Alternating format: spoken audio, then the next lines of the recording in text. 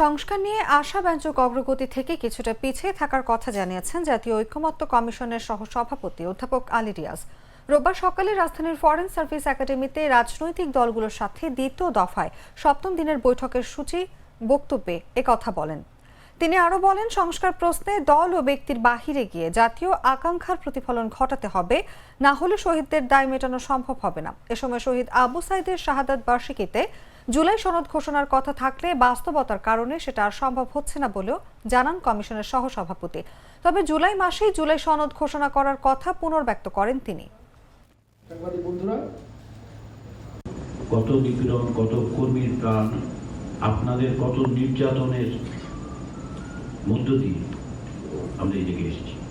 আমাদের এইখানে সকলে মিলে আবারও এমন একটা জায়গা দাঁড়াতে হবে যেখানে দলের বাইরে গিয়ে, ব্যক্তির বাইরে গিয়ে, আমাদের আকাঙ্ক্ষার বাইরে গিয়ে জনগণের আকাঙ্ক্ষার একটা বড় রকমের প্রতিফলন যেন আমরা ঘটাতে পারি। না হলে জুলাই মাস আসছে, আমাদের এই জুলাই এক বছর আগের জুলাই নয়, আমাদের উপর একটা দায়িত্ব অর্পিত হয়েছে, একটা অভূতপূর্ব সুযোগ তৈরি হয়েছে। এটা আমাদের দায়, এটা আমাদের দায়িত্ব। আমরা সকলে মিলে সেই জায়গায় যেন যেতে পারি, সেই চেষ্টাটা আমাদের অব্যাহত রাখতে হবে। আমি আশা করি, আমি এই কথাগুলি বললাম এই কারণে যে আমাদের সকলের উপর যে দায়িত্ব অর্পিত হয়েছে সে দায়িত্ব পালনে আমরা যেন কোনোভাবে কুণ্ঠিত না হই, আমরা যেন কোনো অবস্থাতেই বিস্মিত না হই যে এই দায় এবং দায়িত্ব কারা আমাদেরকে দিয়েছে, তাদের প্রতি আমাদের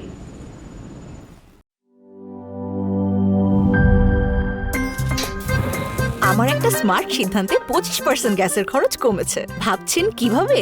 সাধারণ গ্যাস স্টোভ বদলে আমি এনেছি আরএফএল গ্যাস স্টোভ। এর সাইন্টিফিক নজল ও ব্রাস বার্নার ক্যাপ সমানভাবে তাপ ছড়িয়ে রান্না করে দ্রুত, তাই গ্যাসও বাঁচায় 25%, টাকাও বাঁচে 25%। আরএফএল গ্যাস স্টোভ, নিরাপদ ও গ্যাস সাশ্রয়ী।